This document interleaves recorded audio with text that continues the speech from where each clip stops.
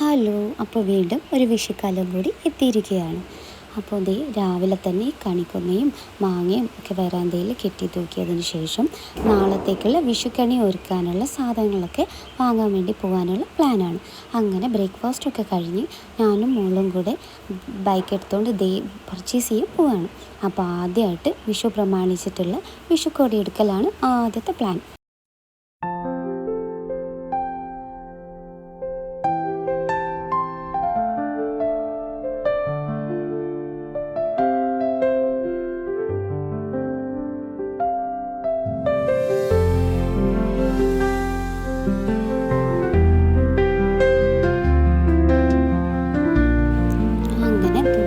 പർച്ചേസിങ്ങൊക്കെ കഴിഞ്ഞ് അടുത്തത് നമ്മൾ നേരെ പടക്കങ്ങൾ വാങ്ങാൻ വേണ്ടി പോവാണ്.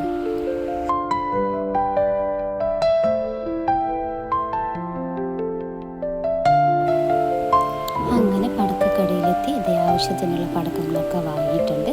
ഇനി നേരെ അടുത്ത ഷോപ്പിങ്ങിലേക്കുള്ള പോകാനുള്ള പരിപാടിയാണ്.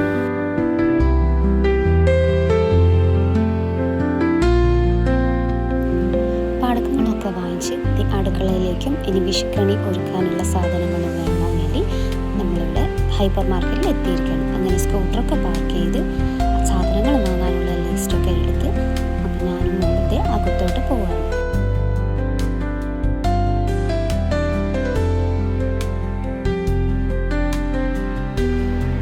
അങ്ങനെ ഹൈപ്പർ മാർക്കറ്റിൻ്റെ അകത്തെത്തിയപ്പോഴാണ് ഇവിടെ നല്ല തിരക്ക്.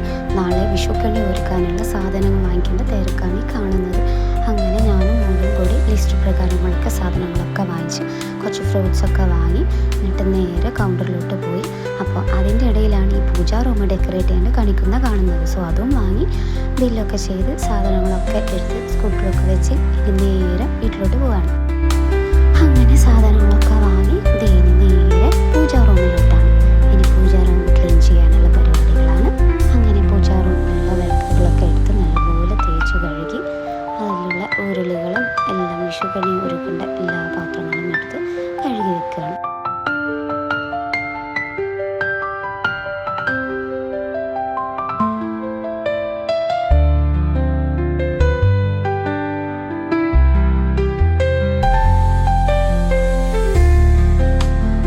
അങ്ങനെ കണി ഒരുക്കാനുള്ള വിളക്കുകളും പാത്രങ്ങളും തളികകളും ഒക്കെ കഴുകി വൃത്തിയാക്കി ഉണങ്ങാൻ വേണ്ടി വെയിലത്ത് വെച്ചിട്ടുണ്ട്.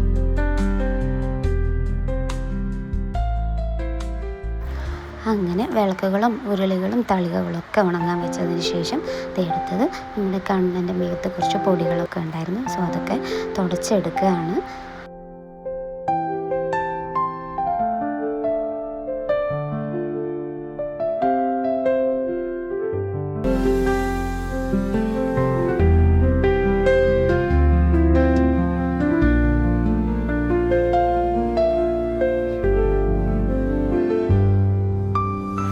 അങ്ങനെ എല്ലാം കൂടി തുടച്ച് വൃത്തിയായി വരുമ്പോഴത്തേക്കും ഉണങ്ങാൻ വെച്ച വിളക്കും തളികകളും ഒക്കെ ഉണങ്ങി സെറ്റായി വെച്ചിട്ടുണ്ട്.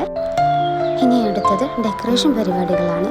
സോ മാർക്കറ്റിൽ നിന്ന് വാങ്ങിക്കൊണ്ടുവന്ന അതേ ആർട്ടിഫിഷ്യൽ കണിക്കൊന്ന വെച്ച് കുറച്ച് അലങ്കാര പണികളാണ് ഇനി അടുത്തത്.